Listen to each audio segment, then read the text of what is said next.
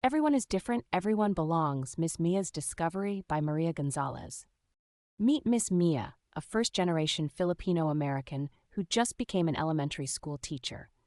She was excited but nervous about her new job.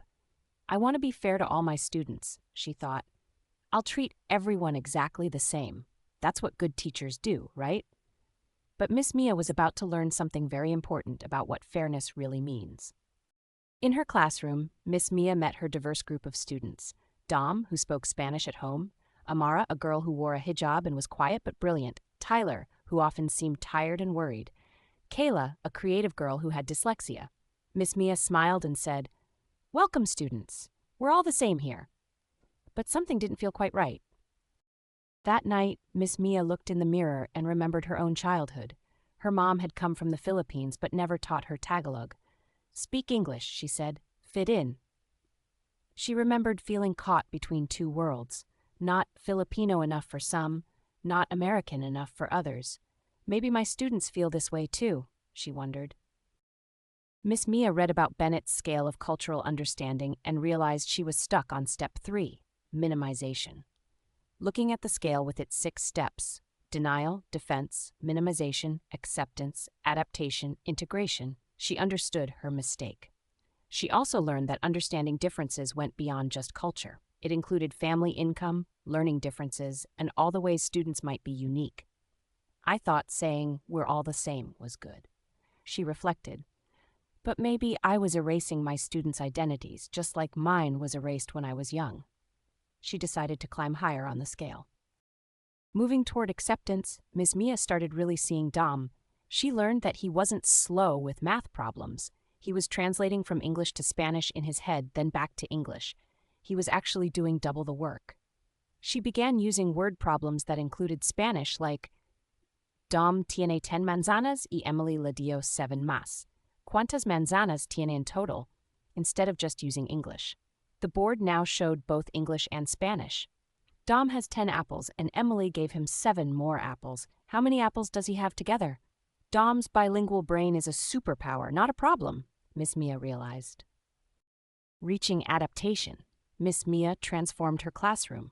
She used visual blocks and hands-on materials so students could learn in different ways. She also noticed Amara, who wore a beautiful hijab and seemed very quiet during whole class discussions. At first, Miss Mia worried Amara might be struggling, but when students worked in small groups, Amara became a confident leader, scaffolding her teammates by breaking down problems into smaller steps and helping them build understanding piece by piece. Amara's family taught her to be respectful and listen before speaking, Miss Mia realized. Her quietness isn't shyness. It's showing respect for others and thinking carefully before sharing her brilliant ideas. Everyone was learning from each other, some counting with blocks, others drawing pictures, and all sharing their ideas. But Miss Mia noticed Tyler often turned in messy homework or sometimes didn't finish assignments. At first, she thought he wasn't trying hard enough or didn't care about school. But then Miss Mia learned that Tyler's family didn't have much money. His mom worked 2 jobs and his dad recently lost his job. Tyler did homework at the kitchen table while helping watch his little sister, often without proper supplies. Miss Mia remembered learning about classism, when teachers make unfair assumptions about students based on their family's income. Tyler works so hard under difficult conditions, Miss Mia realized. I was judging him instead of understanding his situation. Miss Mia changed how she viewed students like Tyler. She stopped assuming messy work meant not caring. She provided supplies and quiet spaces for students who needed them. She learned about students' home situations before making judgments.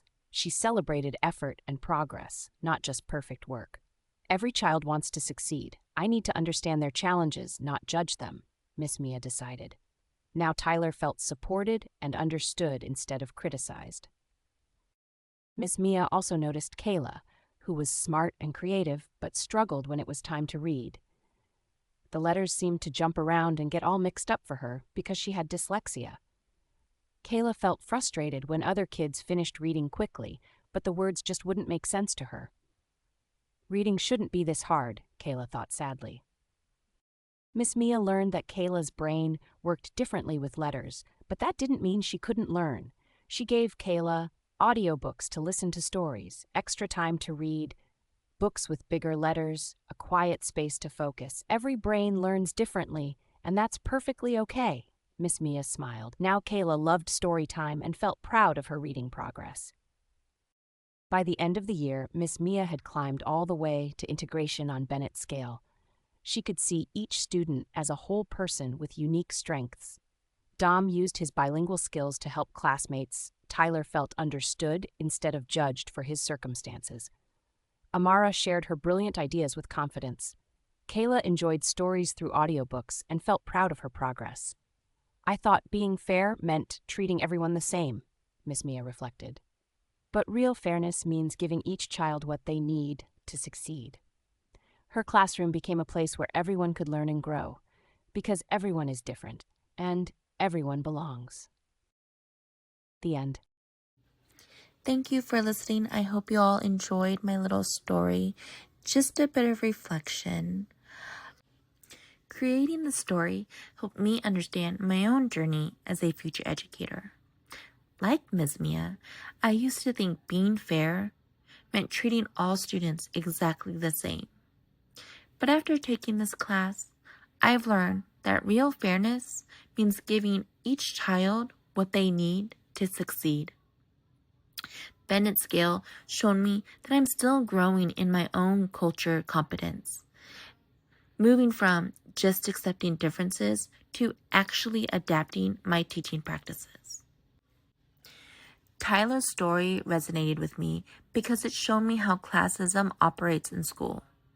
When teachers make the assumptions about students based on messy homework or family circumstances, we continue biases against working class families.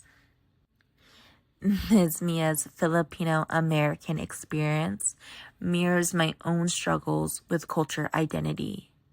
Feeling caught between worlds, but learning that this complexity is actually a strength. Most importantly, I learned that multicultural education isn't about having all the answers. It's about staying curious, being willing to grow, and creating a classroom where every student truly belongs.